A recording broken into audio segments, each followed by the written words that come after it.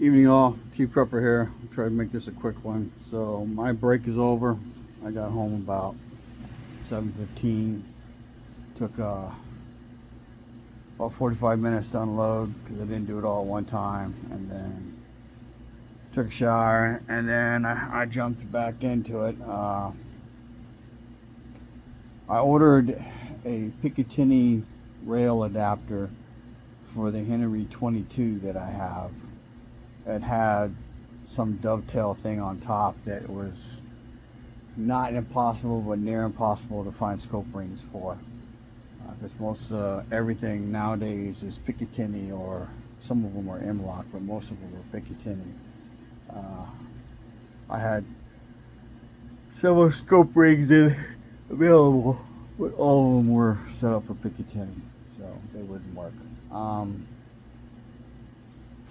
So the scope mount is mounted. There's only one. It's DIP Industries. If you, I looked it up on YouTube, so credit to the guy who has already done videos on it. It's actually really easy to put on, but they did not send an Allen wrench with it, and I have a lot of fucking tools, and I didn't have anything that would fit it. So I use wood glue because that's what I use when I mount shit for my guns. It's water soluble. When it's hard as a rock, it's not as water soluble, so there is a potential for me to have issues down the road. But I don't believe in putting Loctite on that shit because it just makes it near impossible to get off. So I bought boots, cowboy boots, not combat boots. I went to Abilene specifically for the gun show. I got 20 silver rounds. I already talked about that. But my wife bought this. It is a leather hole punch. And I just used it because all of my belts that I have are getting too small.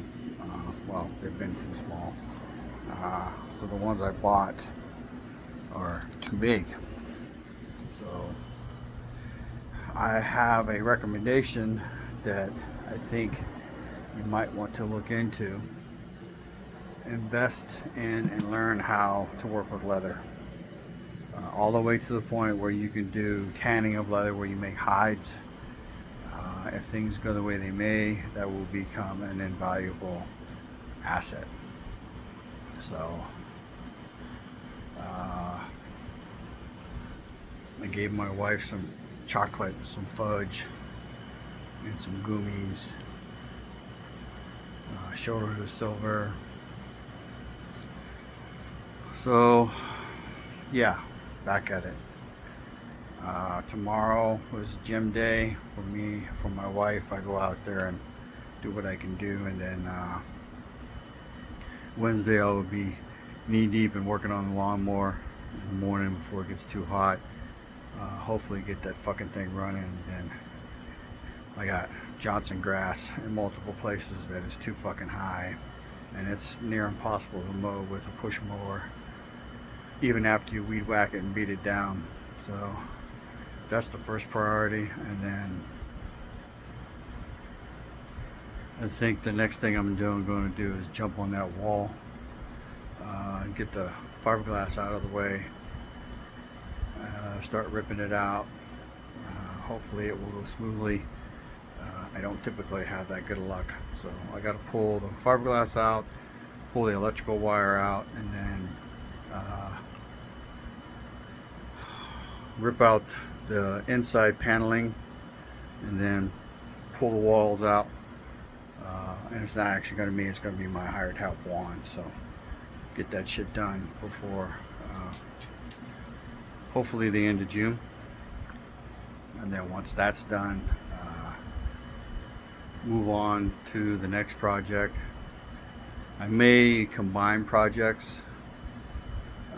The back porch roof extension, I got one more coat to do, and then that's done, and it's only on one edge, which I also may do soon. And then I got some boards I got to paint and then bang into place and then screw them into place, and then some caulking, and then basically the roof extension, and then that thing is finally going to be almost done. So still got the tabletop to finish, and the got to work on sealing the door a little bit better. But, you know, can only do so much with so many hours in the day. So get to prepping, folks. I have not watched any YouTube since I've been home. Didn't watch too much or didn't listen to too much on the road. So cell phone coverage is spotty in a few places. Information is knowledge and power. Live a little, prep a lot, share love. G Prepper out.